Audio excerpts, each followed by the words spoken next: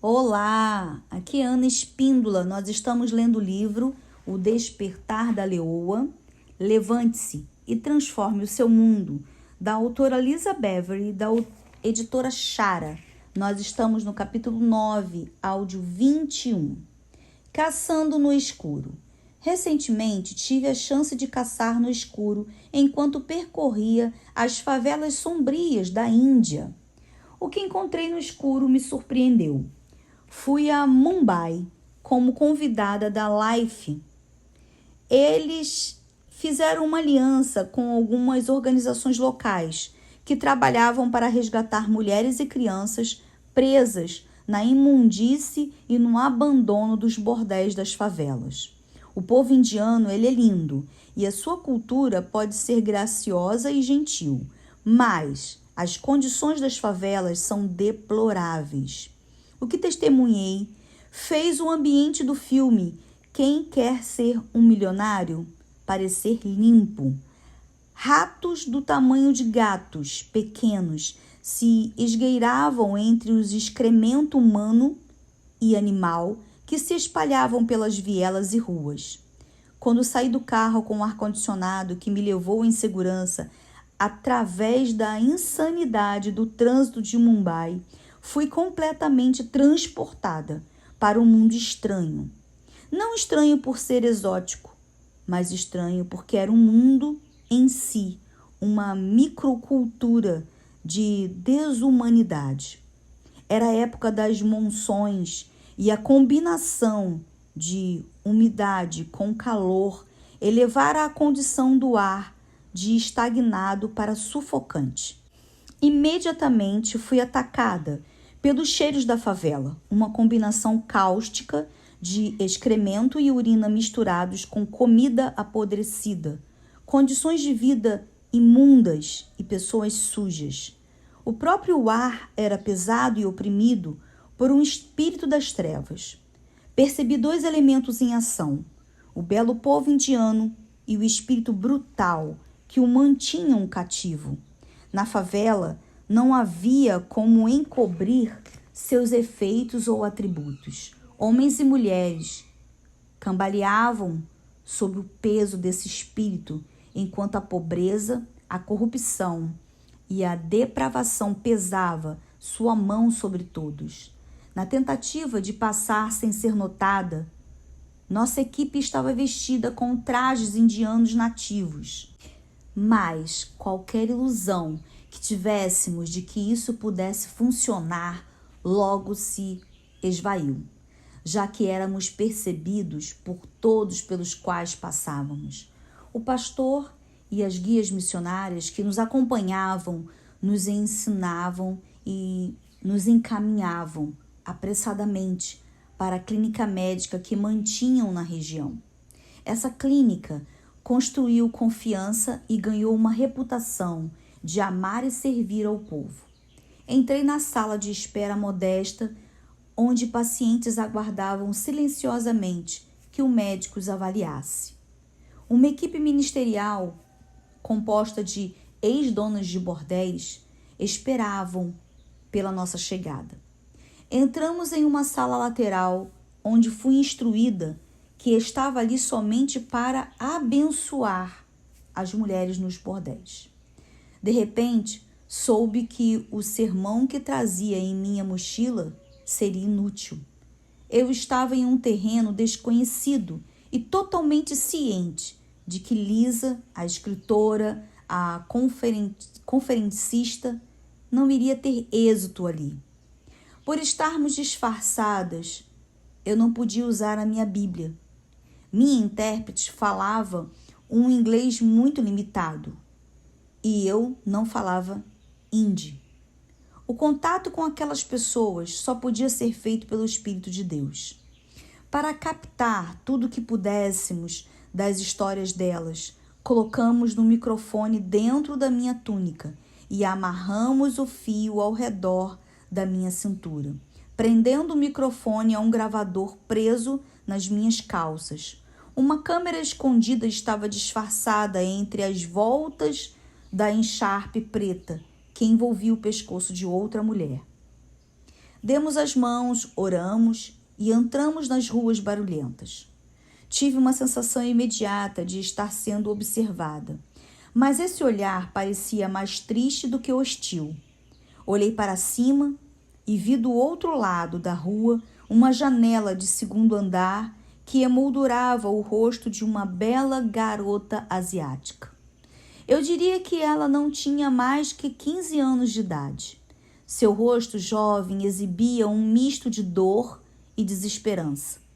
Só então percebi que ela estava atrás de grades, trancada em um bordel. Como responder a um olhar como aquele? Um sorriso não podia ser compartilhado.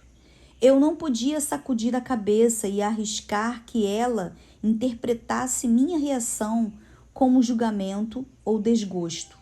Correspondia a seu olhar até ela olhar para outro lado. Quando olhei para baixo, vi uma escada.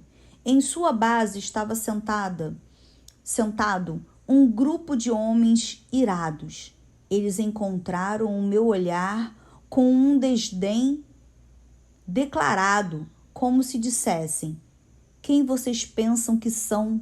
Vão embora. Vocês não pertencem a esse lugar. Sem dúvida, eu não pertencia mesmo. Nenhum ser humano criado à imagem de Deus pertencia a um lugar tão terrível. Aquele não era um lugar a qual pertencer, era um lugar do qual fugir. Uma das mulheres sentiu a minha angústia e colocou o braço ao redor da minha cintura. Venha, vou ajudá-la a atravessar a rua. Ela me guiou em meio às pessoas, às bicicletas e aos carros que viajavam por ruas eslameadas, sem regras ou faixas. Depois de um dia na favela, aprendi que a única regra para pedestre era não parar depois de ter começado a atravessar uma rua. Você continua andando em frente destemidamente, independentemente de quantas bicicletas, motocicletas e carros venham em sua direção. Uma vez hesitei no meio da rua e 2 ex-donas de bordel me rodearam e me empurraram adiante enquanto sacudiam a cabeça. Tipo, não pare, nós a protegeremos. E elas o fizeram. O primeiro bordel a qual chegamos tinha uma área comum de não mais de 1,5 metro por 2,5 metros. Era ali que os clientes esperavam pelas garotas para atendê-los. Era ali também que as mulheres se reuniam para cozinhar, socializar e cuidar de seus filhos. Da sala sombria, elas podiam observar a miséria da rua do lado de fora. Nesse ambiente, um grupo de mulheres destruídas havia se reunido para ouvir sobre o amor de Deus. Entrei e não pude evitar perceber outra porta. Ela estava levemente coberta por uma cortina e levava a um corredor estreito, alinhado com fileiras do que pareciam cabines de banheiro. Cabines de banheiro. Mais tarde eu soube que era ali que as garotas dormiam e atendiam os seus clientes. Olhando para esse corredor, observei que algumas portas estavam fechadas, o que podia significar que uma garota estava descansando ou ocupada. Voltei a minha atenção para as mulheres que estavam diante de mim. Elas cobriam o chão e a área para sentar que rodeava ambos os lados da sala. Amontoando-se sobre os véus, elas olhavam desconfiadas para nós enquanto entrávamos em fila. A intérprete saudou-as em hindu. Elas ouviam atentamente e respeitosamente acenaram no estilo indiano único. Não demorou muito até que ouvi o meu nome na mistura de palavras de hindu. As cabeças se voltaram na minha direção. Dei uma olhada desesperada para o pastor. Ele respondeu levantando o braço e repetindo a advertência anterior. Abençoe-as. Elas estão esperando por você. Estão aqui há 2 horas. Apresentei-me e disse de onde eu vinha. Disse a elas que tinha 4 filhos e um neto a caminho. Minhas palavras pareciam vazias e ocas aos meus próprios ouvidos. O que minhas referências de vida poderiam significar para aquelas mulheres? Tudo o que elas conheciam desaparecia diante da minha normalidade norte-americana, mas elas foram educadas e acenaram ligeiramente. Compartilhei como havíamos viajado uma grande distância para que elas soubessem que não estavam sozinhas. Mulheres do mundo inteiro as tinham em seus corações e choravam pela sua dor, pela dor delas. O que isso queria dizer? Elas não estavam sós? A notícia sobre o desespero delas havia escapado das favelas? Outras choraram por suas perdas? Contei a elas então quantas mulheres levavam as filhas da Índia escondidas em seus corações perante o trono de Deus em oração. Os rostos delas começaram a brilhar com lágrimas silenciosas. Às vezes, pergunto-me se realmente entendemos o poder da concretização de uma conexão. Não estamos sós em nossas lutas, não estamos sós em nossas esperanças. Jesus prometeu estar sempre conosco. Confessei o meu arrependimento pessoal.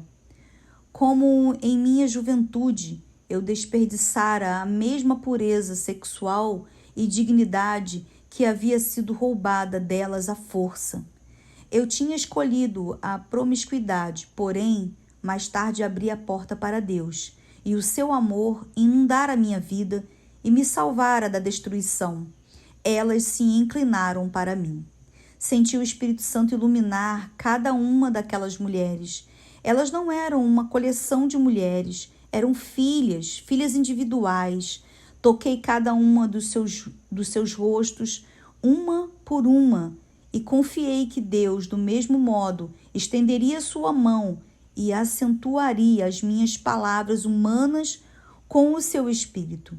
Enquanto eu fazia contato, declarava suavemente: Deus tem um plano para a sua vida. Lágrimas desciam pelos seus rostos, voltados para cima, diante dessa menção a um Deus que as havia procurado e visitado nas trevas do seu cativeiro.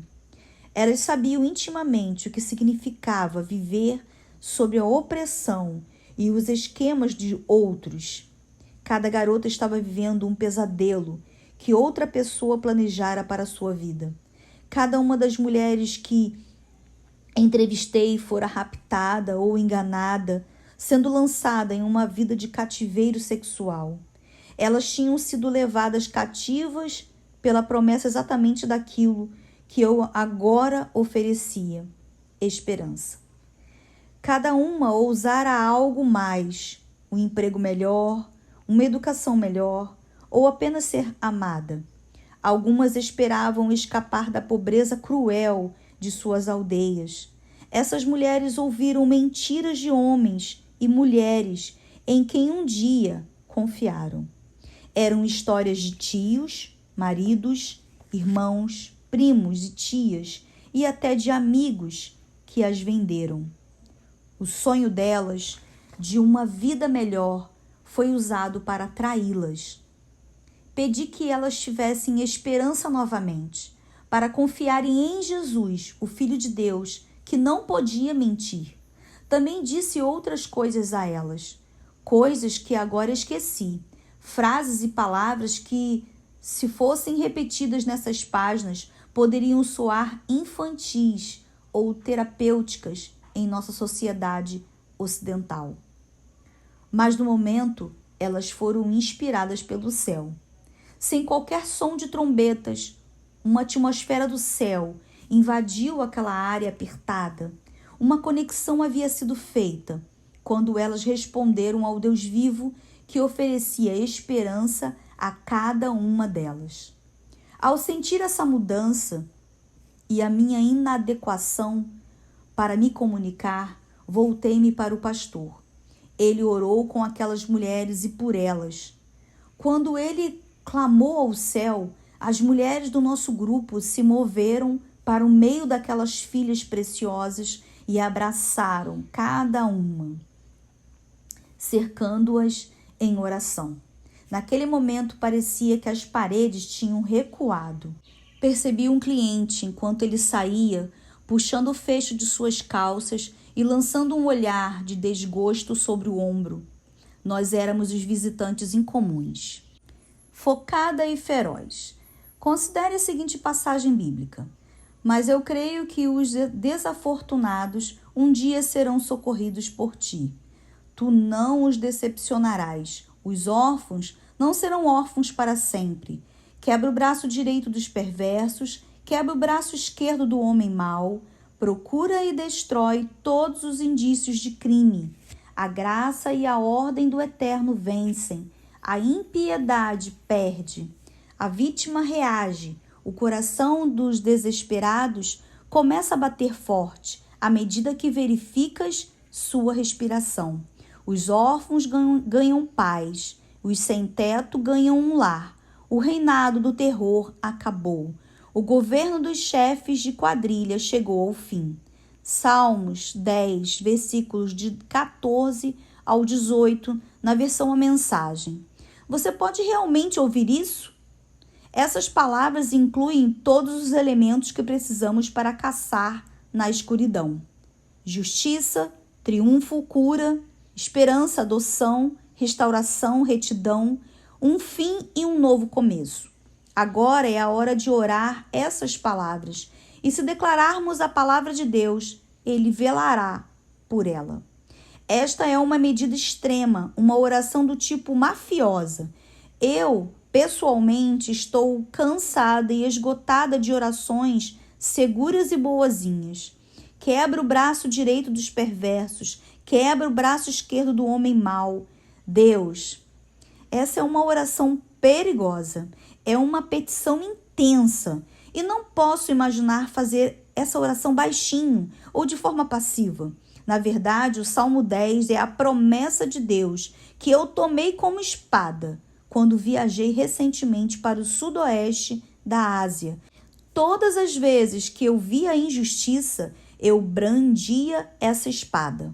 Seja focada e feroz na sua oração. Feche os seus olhos para o óbvio e contemple uma visão de restauração e justiça. É isso que Deus quer trazer à terra. Existem pessoas que precisam que você feche os olhos e as veja quando você ora. Em outras palavras, faça orações realmente perseverantes, que cheguem ao céu e assustem você ao passarem pelos seus lábios. Uma igreja passiva não perdurará. A melhor esperança para a igreja é que comecemos a caçar no escuro até que o príncipe da paz venha e ponha fim a esse reinado de terror. Para que isso aconteça, precisamos individual e coletivamente buscar, procurar e recuperar o que agora está em oculto. Creia em mim. Você não precisa viajar para a Índia para encontrar pessoas desesperadas presas no escuro. Há homens e mulheres e crianças cativas em toda parte. Eles esperam que nós nos levantemos e tomemos uma atitude, que abramos a porta para a liberdade e saiamos de qualquer área de trevas pessoais para podermos trazê-las para a luz. Quando estivermos cheios com a luz de Deus, verdadeiramente tiraremos os perdidos das trevas. Esta não é a hora de brigar por causa de doutrinas ou de competir por causa de mega ministérios ou posições eclesiásticas. Deveríamos estar servindo em vez de nos comparando e nos posicionando em busca de poder. Acorde. Os órfãos estão esperando por adoção e cuidados em todos os níveis. Milhares de pessoas solitárias e isoladas estão orando e esperando que, apesar de todas as aparências, elas não estejam sós. Mostrei o conceito da caçada no escuro em uma escala maior e internacional ao compartilhar nestas páginas a história da dor e do tráfico na Índia. Mas ela deve lhe servir como perspectiva. Não imagine que a sua dor ou a dor dos que a cercam são inexpressivas. Deus está perto de todos os que sofrem. A agonia do cativeiro, do isolamento, da traição, do estupro, do abuso e da desesperança visita pessoas de todas as nações.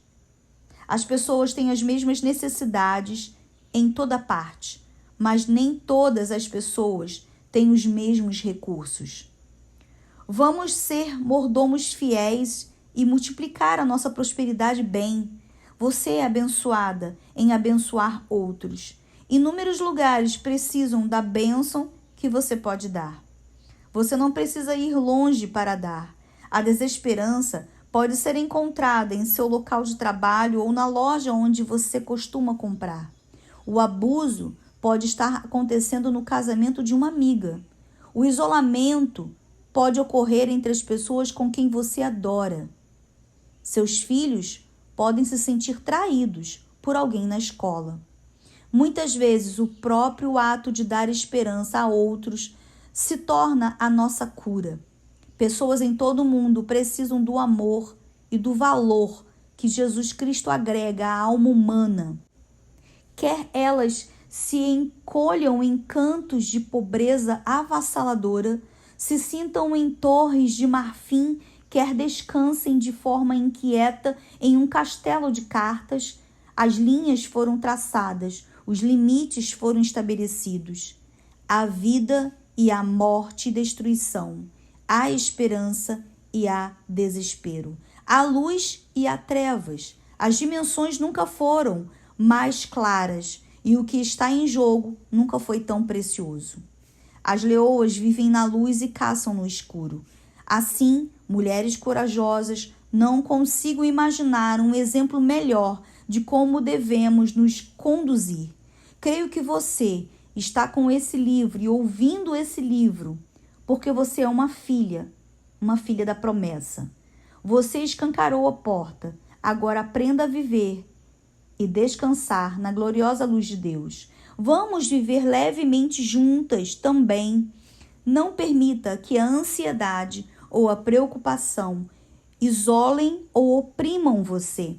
Vamos abrir bem os olhos e aprender a ver no escuro, a olhar além e ver corações e as coisas que estão escondidas. Juntas, vamos caçar no escuro e trazer outras para a luz de Deus. Como a leoa, vamos atingir o equilíbrio entre relaxada e aberta e intensa e feroz. Descansar nele, relaxar umas com as outras e juntas ser ferozes diante das trevas.